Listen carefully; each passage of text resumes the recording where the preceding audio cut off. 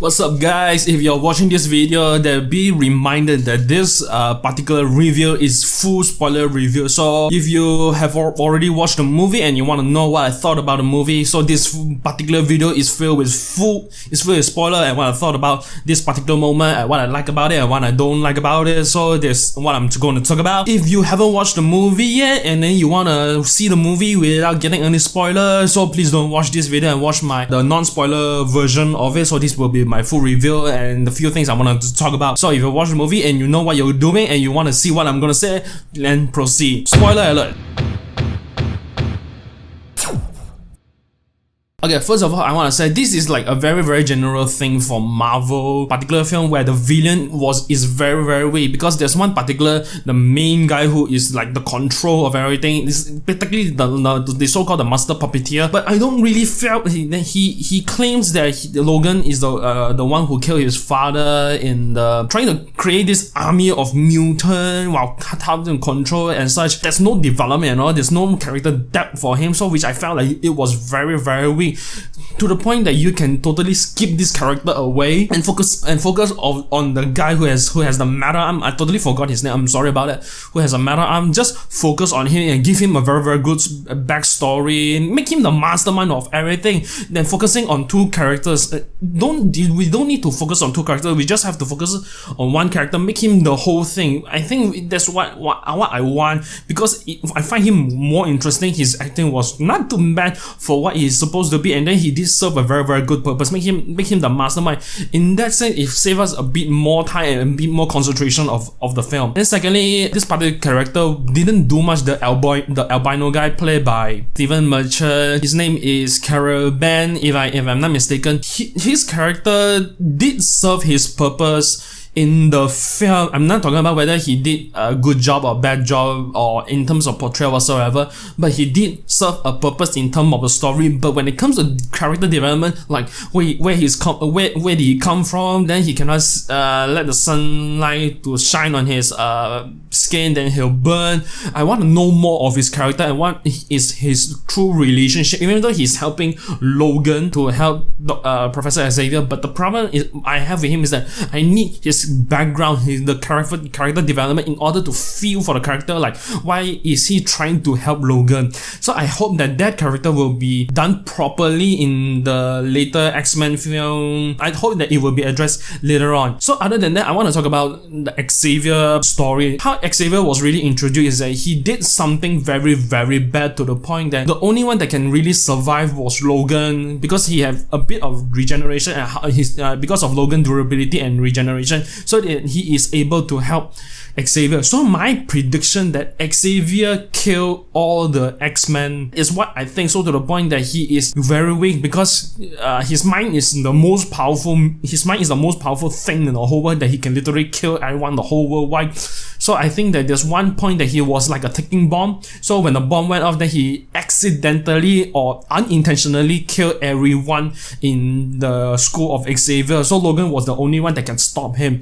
That is what I think it is, but it wasn't addressed properly, because it did mention slightly, but whatever I just said just now was just a prediction.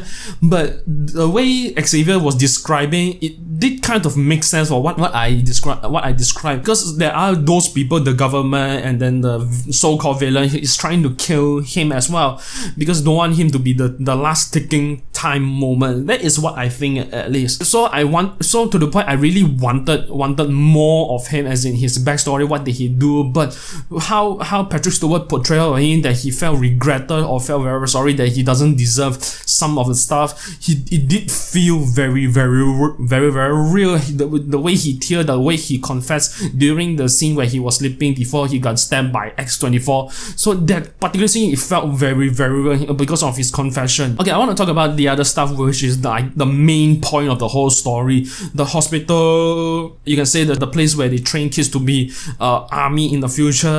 Personally, I like that that moment where, if you have watched my Legion review where I said that the government is trying to control mutants or maybe use them for future for government political use or very military use, and this is what I wanted to see, as in how they are going to make an army to protect themselves or whatsoever. But the way they use it is what I wanted to see. I like it a lot, and how they implement it, how they perform it, how they develop that particular story. I did enjoy. Okay, I have a very nitpicking moment where I want to talk about, where that scene where Logan, Laura, and Xavier, they were helping this black people family carrying house, and then this family felt gracious and trying to invite them to dinner. I felt that part is a bit too slow and a bit too draggy, because there's one particular scene where Logan was helping this guy to shut off the water and such, but still, even though it's a bit unnecessary, the way I feel it is a bit unnecessary, but every part of that point, it felt very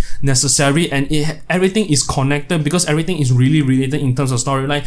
Where when they was sitting down in the dining table and then they talk about family, this and that, it felt very relatable, because Xavier has wanted to give a family a home for Logan, because Logan has always been you can say a lone wolf literally, so he has always been like that. So Xavier is trying to give him a home. Then this, in that moment, in that scene where is a very good portrayal of family, a nice family gathered together, then they have their own life. That's what Xavier wanted for Logan and himself, so it did portray that sense very well, and at the same time the tone of it was slowed down very well. It's very nice, it's very calm. But my problem is that some of the scenes were a bit unnecessary, but it does make sense at the end. Like I said, where Xavier was doing his confession, that he said that is the best night that he has slept in the bed. Then he started to confess that he doesn't deserve it. So it felt very weird. While I'm on that subject, I want to talk about how Xavier dies. So I know that when I watched the trailer, I know that Xavier is going to die in this movie, but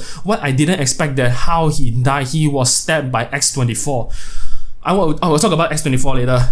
He was stabbed by X-24, which I felt a bit off, as in I don't want Xavier to die that way, but it does serve the story of the purpose well. It made Logan very mad afterward, but it felt very wrong. I wanted a bit more emotional depth to Xavier's death, but the problem I have with it is that it doesn't feel strong enough for me. How he was killed by X-24, it felt a bit rushed, but I'm still okay with it, because how Logan feels about afterward when he buried Xavier, it feels very strong afterward. Okay, I want to talk about X-24. X-24 to me is a very weak character, because when the Mexican woman was starting to talk about X-24, so that's why they literally have to kill all the children, so the nurse is trying to save all these kids away.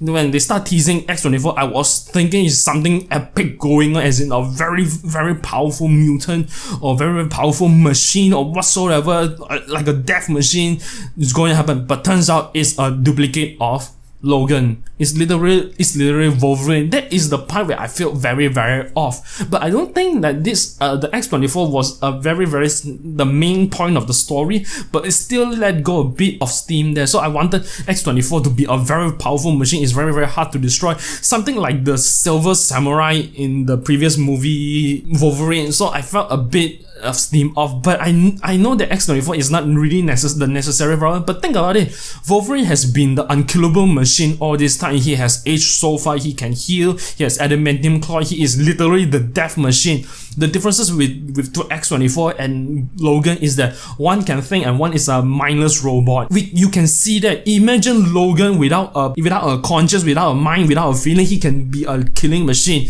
So I think that is what they are going for, but still my expectation was a bit high, even though I'm not supposed to. I kind of understand that. Okay, I want to talk about the last scene where it felt very real, because of Hugh Jackman portraying as Wolverine. We have been feeling for him, and then ever since that Hugh Jackman announced that his retirement as the Wolverine, which he has all my respect. He did Wolverine so good in every way, so I can say that you have my salute and my respect. Give us the Wolverine we always wanted, so you did us very well. And then I do think that this is a very proper way for you to send out. Logan die in this film was very painful for me, because I think I kind of grew up watching Logan, I mean Hugh Jackman as Wolverine, so watching him go away, Laura X-23 cry because of her crying, because at her age acting and her crying makes that particular moment so strong, and then so much feeling was put into that particular moment. I was really crying as well. I hardly cry in a superhero movie. And then when she started calling Logan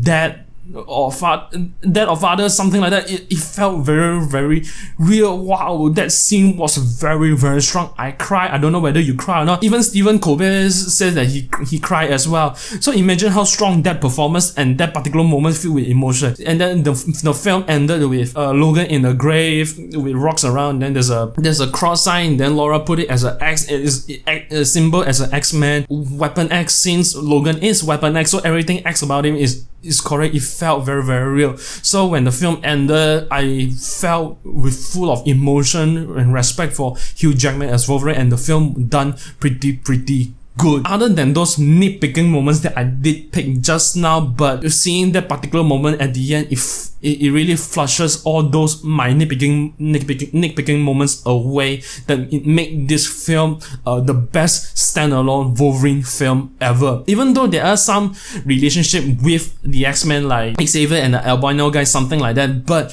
if you watch this film as a standalone Logan film, it did perfectly well. Really well. Like I said, this film still scored a 10 out of 10. So this is my full review of Logan. Maybe subscribe to my channel to see more future content and check out my other videos that I produce. And yeah, and I'll see you next time.